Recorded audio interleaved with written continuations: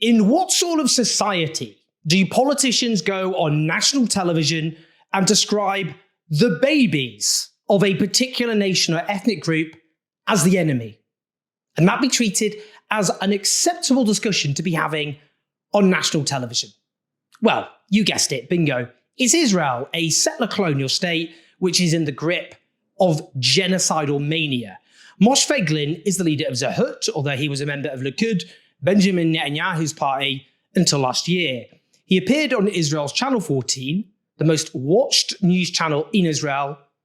This is what he said.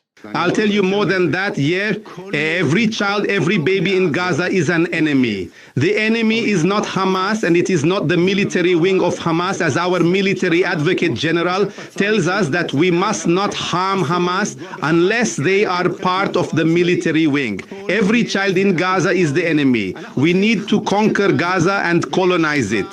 And not a single Gazan child should remain there. There is no other victory.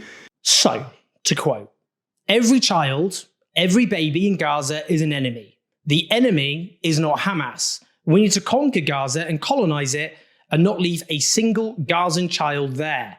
There is no other victory. Before we discuss this further, he subsequently went on Israeli TV station I24 News and doubled down on his comments. You insist on letting this child grow up and in 14, 15 years, burn, grind, and rape your child. That is what you are doing right now. So what do we do? Kill all children? Yes, it's not dichotomous, it's reality. It's an entire culture whose whole essence is your and your children's murder. He was asked there, so what do we need to do? Kill all the children? And he answered, yes, it's not dichotomous, it's reality.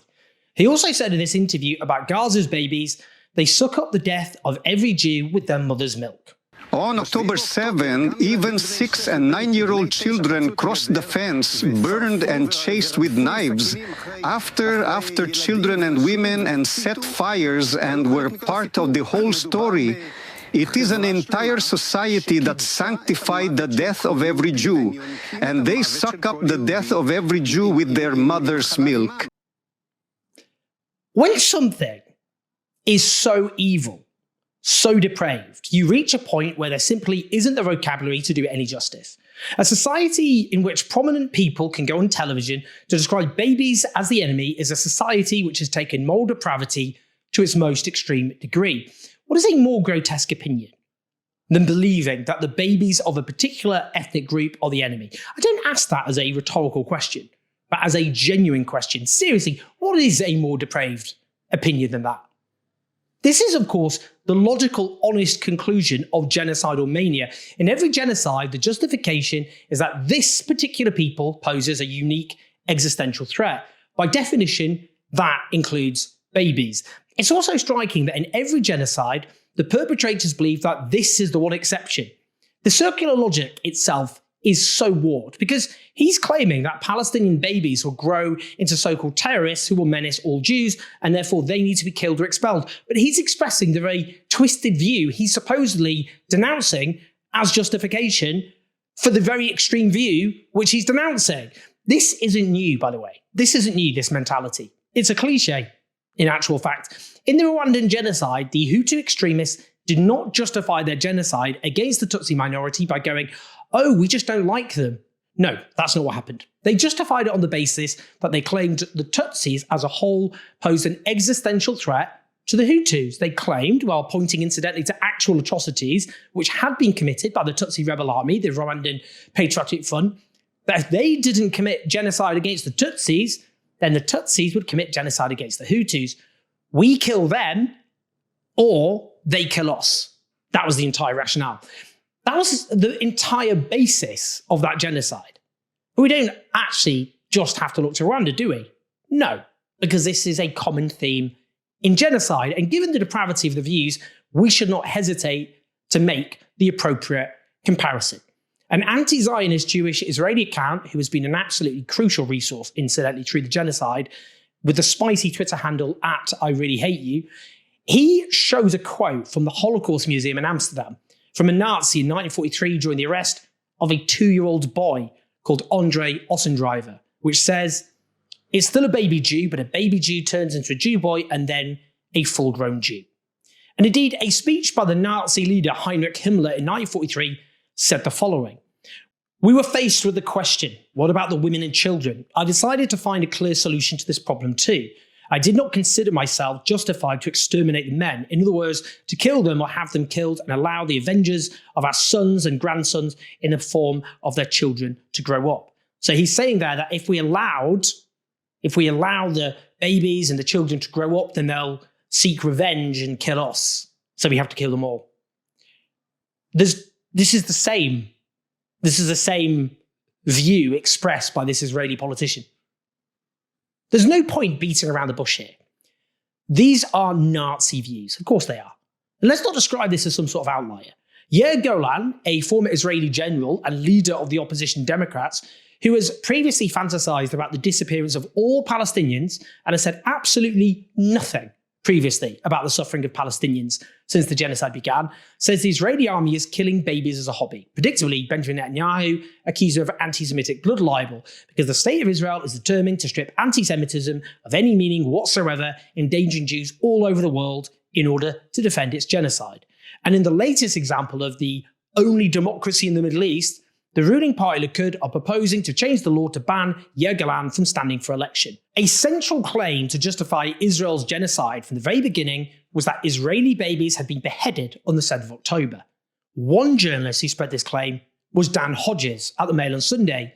He shared reports of 40 babies killed, including through beheading, asking what the proportionate response was to such an atrocity, very clearly making the argument that extreme response, such as the one we have, of course, witnessed, was more than justified. This claim is a lie.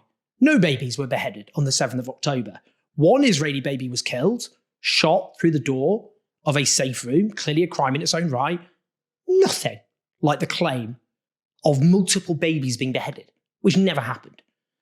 And since then, countless Palestinian babies have been blown apart, burned alive, crushed under rubble, and yes, beheaded by Israeli weapons. Some of those babies died immediately.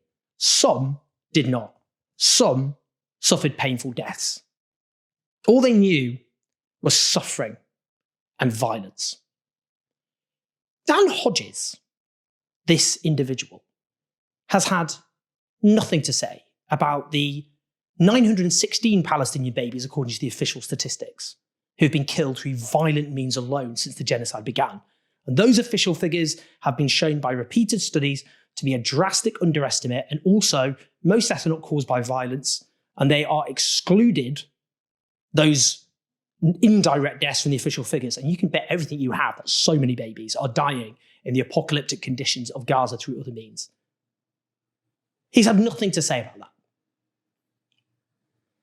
And yet he spread the lie that Israeli babies had been beheaded on the 7th of October and showed outrage and disgust and horror at this fiction, but nothing about the Palestinian babies who were then slaughtered in the onslaught justified by that lie, for example.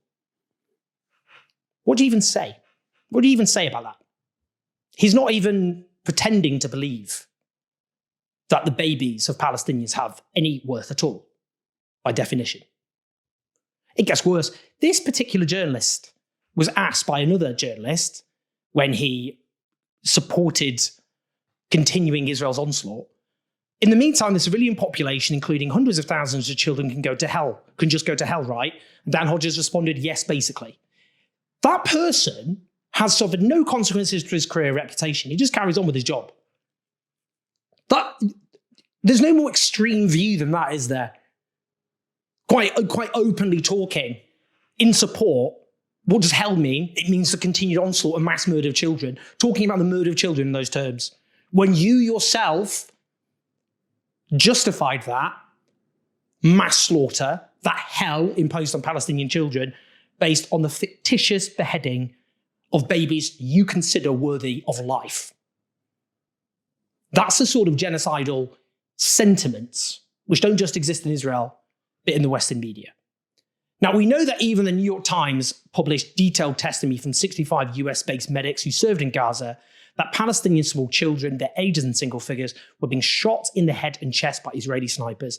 As one of them pointed out, a sniper does not end up shooting, because you get multiple shots in the head and the chest.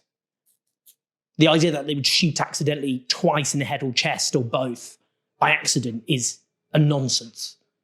And more to the point, did Israeli President Isaac Herzog not say at the very beginning, it's an entire nation out there that is responsible. This rhetoric about civilians not aware, not involved, it's not true. They could have risen up, fought against that evil regime. Did at the very start the key Israeli general Ghassan Ali not say Hamas became ISIS and the citizens of Gaza are celebrating instead of being horrified? Human animals are dealt with accordingly. Israel has imposed a total blockade in Gaza. No electricity, no water, just damage. You wanted hell, you will get hell.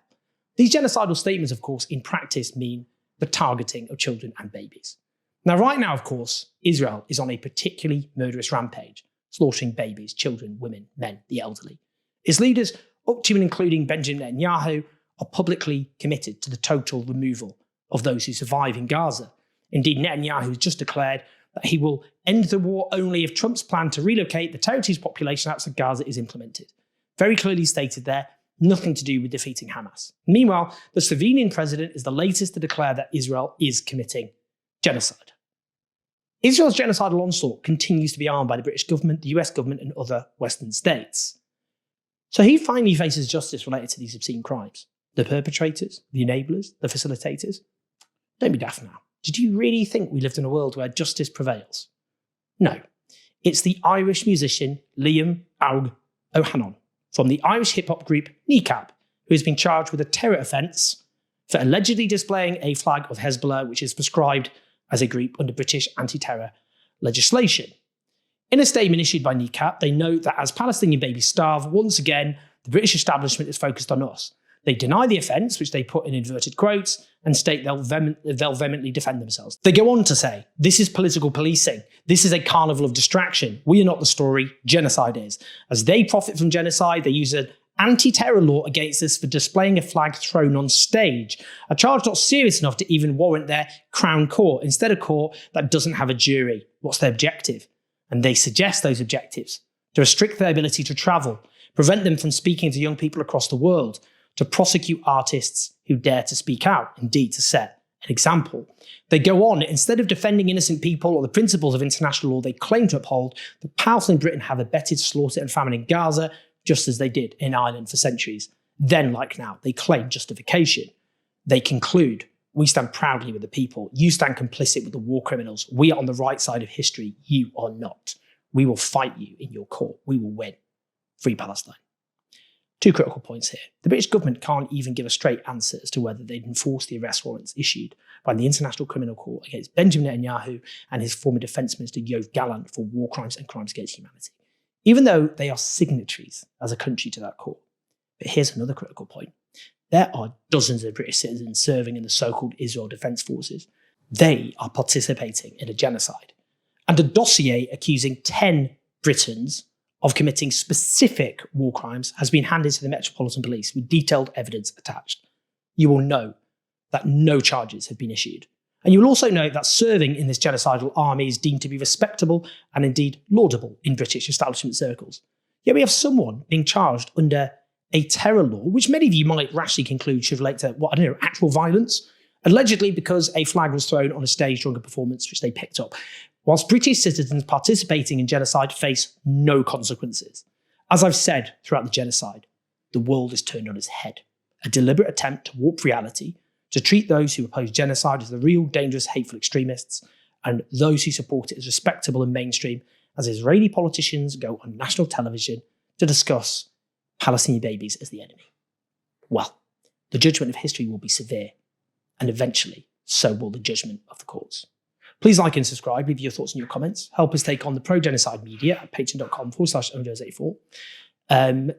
Do share the video, and we'll speak to you soon.